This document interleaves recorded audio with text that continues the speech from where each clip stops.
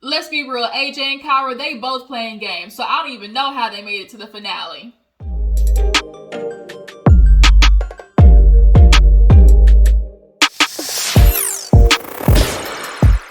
Hey you guys, what is up? What is up? Your girl G here. Welcome back to my channel. Want to come and talk to you guys really fast about Ready to Love before I head out, you guys. I know I was supposed to upload the other day, but I had a super reaction to some medication, and when I tell you, out of there, stomach hurting, nauseous, like it was just too much, and I couldn't even look up. It was a lot. I'm over here literally feeling like I gotta throw up every 2 seconds, and I didn't actually want to throw up when I was recording. I was planning on doing a live, and it just, I guess God had some other plans, told me to sit my ass down. So now I'm ready to come and talk to you guys. We're gonna talk about Ready to Love, and then we're gonna get into an episode of Daily Squeeze, hopefully, so I can talk about some of the stuff that was in the headlines, like Nick Cannon, his ass procreating out here like he done became the next Future.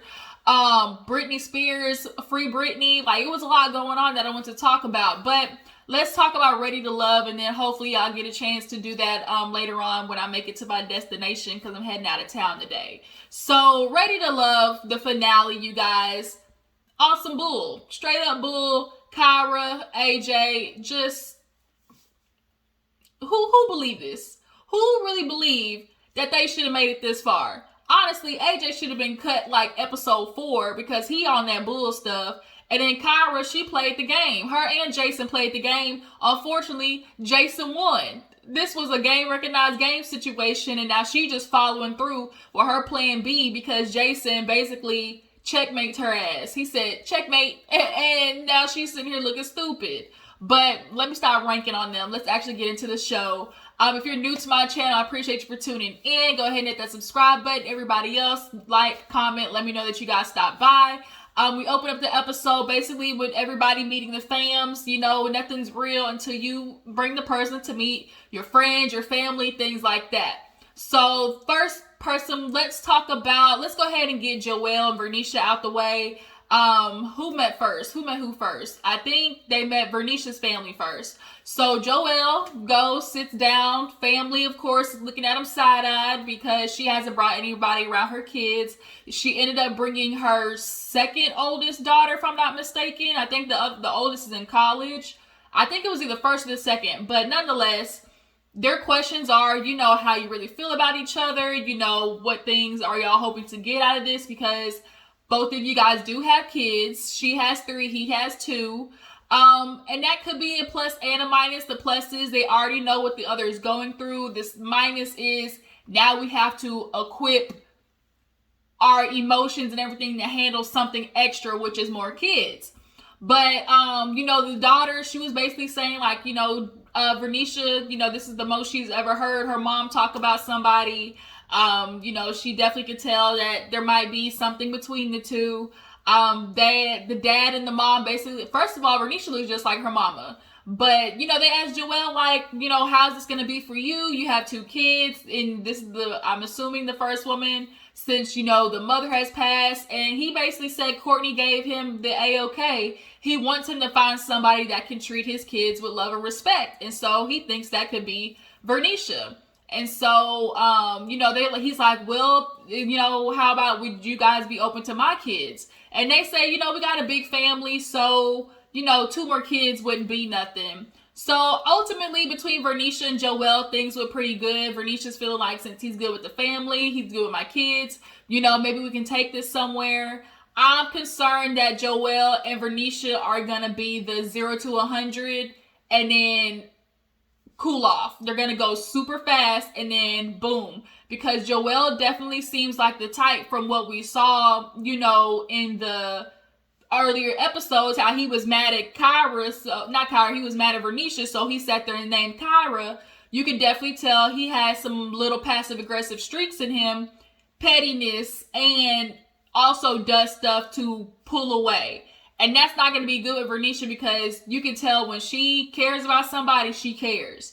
So I think they are going to have to counteract all of that. But how long do you give Vernisha and Joelle being together? Obviously, at the end, they decided to take this, you know, going forward. Joelle, no sir. Don't you ever put no short suit on again. Who told you to do that? Shorts, and an Easter blazer. He had an Easter blazer and shorts. Come on, Joel, you too fine to be dressing like that. But yeah, and then Kyra's shoes, they did not go with that outfit. Kyra, I get what you was trying to do, but that wasn't it, boo-boo. Y'all both had a mishap in the fashion department this episode. But nonetheless, they chose to be together. I give them about a year. I can see them giving a good, strong year. But other than that, I don't think this could be a long run. I'm just not getting that feeling. Y'all drop down in the comments and let me know how you feel about Joel and Vernisha. So moving on, let's go ahead and do, let's knock out Amber and Chris. Amber and Chris, you know, she goes to meet his family. It's his brothers. They was on Amber's ass, okay? She came in immediately with the questions. You know, you've been single this long. Why is that? Amber said, what do you mean? They were like, oh, what is it that was going on with them? Why they couldn't get to you? She's like, no, the question is why I didn't let them. I said, okay, touche, bitch, let them know. Why didn't I let them, you know, get to me? And so for them, it was like, well, it's kind of seeming like, you know, if you haven't been with anybody this long, like, is there a character flaw that we're missing? And I was like, dang, y'all trying to make it seem like this bitch crazy or something. Like, something's wrong with Amber. But I think they were just being extra hard because obviously what happened last time. You know, one of the brothers, he was like, is this real, though? Is this real? Because we saw what happened with him and Nia. Is it Nia or Nia? One of them. And he thought good for gold. He thought everything was going straight, and then boom, the minute Nia hears she might have to split a bill, she went haywire. So they're looking at Amber like, we've been here before. And so she just kind of confirms like, look, I'm not just gonna talk, you know, it's gonna be action. You know, we actually talk out of, you know, this experiment. We're calling, texting, talking to each other, and you know, I can only give you, you know, my words and follow it up with action. Chris was like, yeah, she said it, don't believe me, just watch. And so the brothers are kind of definitely looking at Amber with hesitancy, but her answers are just saying, look, you're just gonna have to watch me prove it to you. Like, I think it's enough for them to at least give her a chance, I feel like, because they're definitely protective over Chris. You can definitely tell. Yeah, I like Amber and Chris. I'm just a little concerned that there might be a little more to Amber that we're not seeing, okay? But what else did they ask Amber? Oh, is she loyal? You know, is this for real? They was like, look, we need to know. Questions. But ultimately, they were good. Chris goes to meet Amber's family, and she actually had to meet her older brother and I think sister. Yeah, older brother and sisters or cousins or something like that. And he came in, he was excited. And they were just kind of like, okay, what's going on with this experiment? What do you see going forward? He's like, you know, I like Amber. You speak. She, you know, gets me mentally. We have a good time laughing. For them, the concern is, okay, she works. She has a tendency to dig herself into work. How are you going to, you know, counteract that? And he was like, look, I'm not going to have her basically work herself into an early grave. Nobody should be working all the time. That's not living. And they're like, look, we got to be on it because she's our superstar. And he's like, I'm not trying to dim none of that, okay? If she's going to be a superstar out there, I'm just going to put a battery and let it, you know, shine brighter. And they were like, okay, well, we just got to know because, you know, some men do compete with women. If they feel like the woman is getting a little too successful or she's representing something and they don't have nothing going on for themselves, they will find a way to sabotage it or to make her life a living hell to try and succeed. They'll try to pop every type of hole in her situation. Chris straight up said, they insecure, them niggas insecure, and I'm not. Okay, she is my queen goddess. She said, okay, queen goddess, put that on my head. And the brother was looking like, okay, Wakanda forever, queen goddess. And I do like them. I really do. I think the family was okay with his answers. And I think they're open to giving him a chance. They had a good time, definitely. That, of course, they ended up choosing each other at the end. Amber brought up their retention, though. He was like, oh, I'm so happy we, you know, chose to be together. Amber feels like she not only stimulates him stimulates her through the mind, but also through mind, body, and soul. She got a little hot in the pants because she talking about that retention. I think they definitely, that retention gonna go out the window. Chris and Amber, they're gonna be consummating real soon. If Amber has her way, would have been that day in the car, backseat of the Hummer. Okay, Mulatto. Shout out to Mulatto. So what else happens? Jason and Liz. Yeah, Jason and Liz. So we go ahead and meet Liz's fam. Of course, we know they're super into God, you know. Glory to the kingdom. Jason comes in, he sees the food. He's like, oh, did y'all bless the food already? He's like, okay, let's pray. So the family was like, wait a minute, do we have a man that's Holy Spirited? Okay. And they were just like, you know, that 3 notches, you know. And so Liz was giddy, like a schoolgirl. You can definitely tell she doesn't give her feelings and emotions easily. So she's letting Jason in for sure. You know, the family was like, we appreciate that you're a man of faith, you know, but what's going on with you and Liz? You know, what is it about her? He just basically says, like, she's different, you know, she's taught him some things, you know, he knows that she's consistent and has shown that she really, you know, wants something between them two. And they're looking at her reaction and they're just kind of like happy, you know, to see her happy. Daddy wasn't playing no games though. He said, are you really of the cloth? What's your favorite verse? Because, you know, church people will do that because, you know, you say, oh, you know, I'm of faith and, you know, I believe in God. And then to test, they'll be like, what's a verse? Or like, what's your favorite verse? And people don't be knowing, like, I would have failed that because am I of faith? Yes, but I'm not a religious Bible reader. I can admit that. I'll do better, Lord. I promise. But it's like, he said it though. He said Matthew and Psalms, and basically one have to deal with, you know, you reap what you sow. Like, you have to sow seeds, positive seeds of life and growth for that to grow. And then on the other hand, it was, you know, walk with God, you know, he will carry you through things. So ultimately, you can tell their version of him meeting the family wasn't like an interview as everybody else's was. Theirs was definitely more of a conversation, getting to know each other. So when he left, they looked at Liz like, you know, we like him, and they can definitely tell that she is into him for sure. So it definitely was a positive as far as them meeting. So now it's time for Liz to meet Jason's mama. And his mama, cause she said, let's get the brass tacks. Let's talk about money, okay? Because that's very important in a relationship, which it is. Talk through things that make struggle in relationships: finances, intimacy, and what's the other one? Oh, it's finances, intimacy, and something else. Communication or infidelity. You know, those are like the top 3 things in relationships that make them, you know, break. And so when she asked about it, Liz basically let her know she was privileged. She went to private school. She did all of those things, but she also had to boil her water to take a bath. So she's lived both lives. And when you live both ways, you can appreciate the amount of $1. If you've always had a silver spoon in your mouth, you don't really get it, right? So when you've gone from, you know, having to struggle, having to, you know, maneuver and live a certain type of way, struggling, when you get that money, it's just different. So she let her know, like, I am aware of, you know, how money in a situation, you know, can cause issues, but I'm just gonna follow the lead that God, you know, has for me, or, you know, the life that God has for me. So she asked Liz about, so how can you, you know, lead Jason without letting him know he's being led? And that's a real thing, because if we want to be real, when it comes to a household, women run the household. Let's keep it real. Like, decisions of a wife, 9 times out of 10, are going to be the decision of the house. I know men want to think so, that they leaders because they have a dick swing between their legs and they pay bills and they the patriarch of it all. But like that, people always said, the head don't move without the neck, okay? And the woman is the neck, period.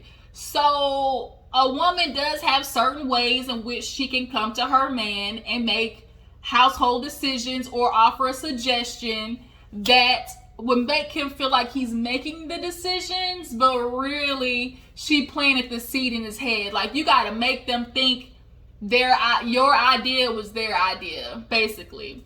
And Liz said, you know what, I'm just gonna, God's gonna take it as he will, but I'm also gonna, know how to handle things. And so the mom, like, she was good with Liz. She definitely, was looking at her with a little bit of but overall, their meeting was good.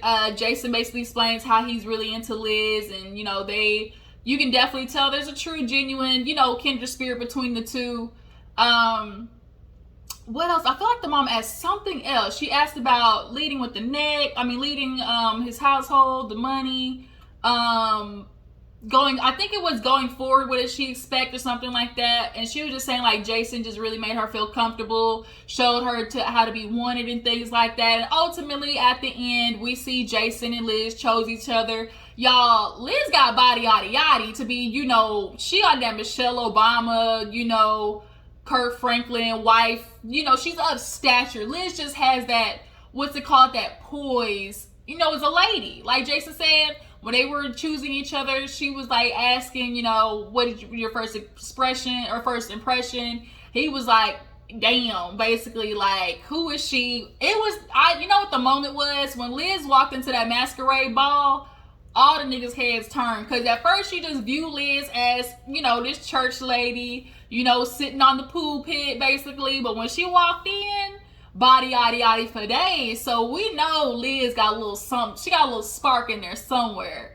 So he came with her with a bouquet of white roses. Obviously, that's going to be representation for them.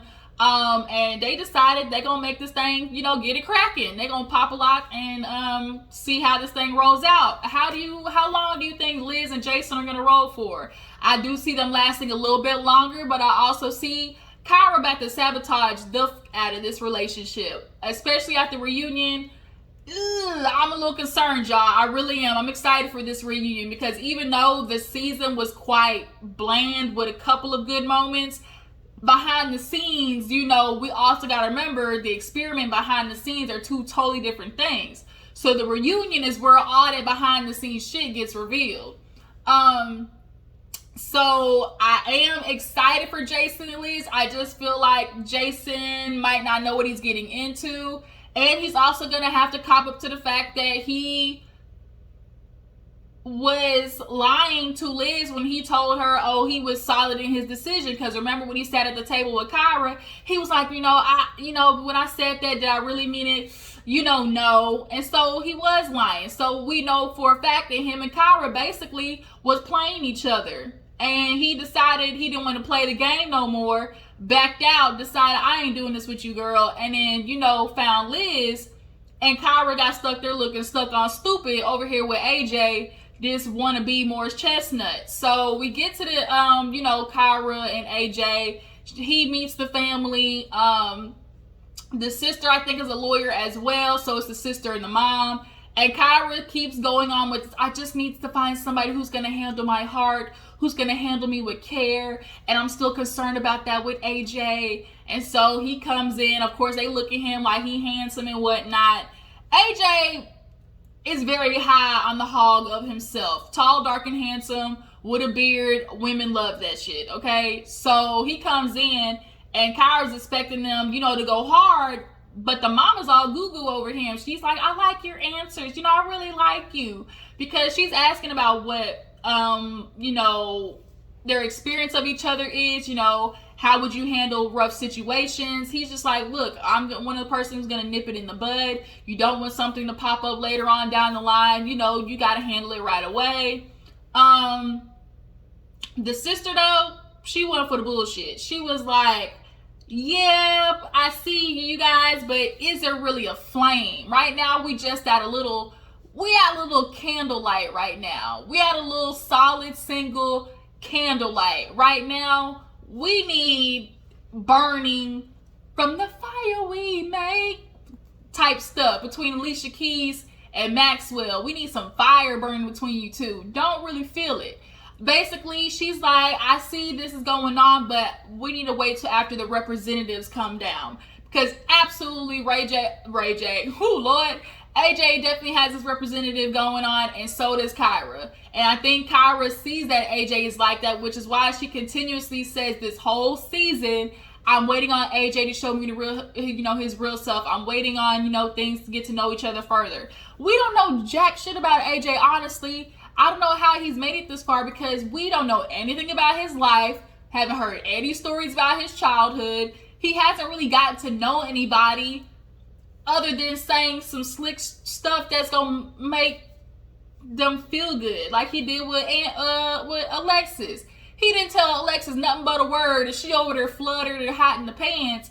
And he didn't say nothing, Alexis. AJ has literally said nothing this whole goddamn season, and has made it to the end. Part of me feels like it's production for sure. But Kyra, I think, obviously had AJ as plan B. Jason was from the beginning, and she was expecting Jason to just keep going along, and she wanted Jason to pick her instead of her picking Jason. Basically is what happened. And she got caught, basically. Caught with her pants down. So AJ leaves, and the sister basically is like, I'm just waiting for something, it's not there. It's not clicking for the sister clearly. So now Kyra meets his mom, and basically the mom is like, my son 38, I need grandkids. What's the tea? Are y'all really in this thing? And so Kyra lets her know that they did have a previous bad experience about him not paying for the bill. The mama looked at her son like, who shot John, nigga? I raised you better than that. And so he said, why are you looking at me like that? Nigga, because you let a girl pay for the bill. But she's like, we have figured out a way to do communication. Even when we aren't agreeing with each other, we still can't communicate. But the mom revealed a lot about her son, basically, which is he distracts himself. AJ doesn't know who he is. I don't think AJ knows who he is, as himself as a man. Because she's like, he finds these things to do, and he becomes good at them, but moves on, right? And she's feeling like Kyra might be a little bit of a project or something that is good for the moment, but the minute things get tough, the minute things get uncomfortable, the minute it's time for AJ to take accountability, the minute AJ is forced to grow or do something different other than he's been doing, that shit's shot, okay? AJ definitely looks like the man who does not like to talk about himself, talk about his wrongdoings, talk about his, growth. AJ just, you can tell, is mentally and emotionally immature. He likes to swindle his way out of, harsh conversations, as we saw him do with Alexis. And I think Kyra knows that. He's good to look at, but as far as feelings and how... That's why she was always struggling with him and Jason, because she knew Jason emotionally was more open, more equipped, and I think she was just more attracted to AJ, but it was like she needs Jason but wants AJ, basically. So the mama, got Kyra on her toes, basically saying AJ, is he ready for this? So we get to them, and she comes in, cute, whatever. He playing a beautiful song. I will say the song was magnificent. He let her know, look, even though we had our issues, you kind of showed me that we can do this. I'm very interested in you. I am ready to, continue going on with you. Kyra got to talking, and immediately his stomach dropped because he knew this was the end. Kyra literally was like, I like you. I don't want you to think that I'm not really into you, that I don't have feelings, but I'm just not ready to just commit to being a girlfriend right now. I don't think anybody's expecting it to be just girlfriend, but when you say I'm ready to love, but I think there's just an expectation of saying, okay, we're going to be exclusive with one another. Kyra don't want to be exclusive with AJ at the moment because she got some unfinished business with Jason. That's honestly how I feel. And so he's disappointed, obviously, but Kyra, she played this game well. Kyra wanted to sit here, stick around, draw this shit out. I also think partially this was production because they needed something else, because the shit would have been boring without Kyra and AJ drama and Jason, honestly, from, you know, the ending. But nonetheless, it was like, what was the point of you staying? Because deep down, you know, you weren't really into AJ like that. So when he sent you home, you should have just like went home. But the thing is, I think she was trying to stick around with AJ to pull Jason back. I think she was like, okay, if he see me over here with AJ, maybe that'll make him want to, like, you know, put his step forward. But it did the complete opposite. It made Jason run back to Liz.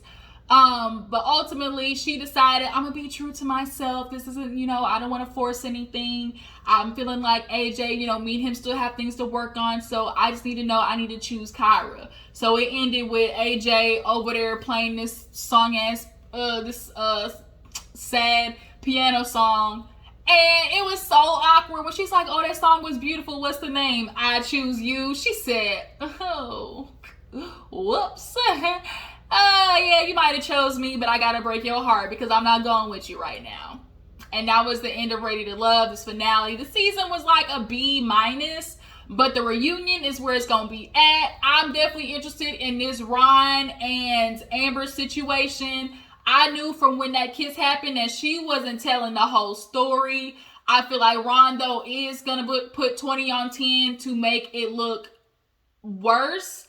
But I do think that there was some things going on with them. And then we need to talk about why AJ basically drug on Kyra and Alexis. And then obviously get into that conversation with David and Liz. So that was it, you guys. I appreciate y'all for tuning in. I'm going to head out. I will catch y'all later this week. I appreciate y'all. See you next time. Deuces.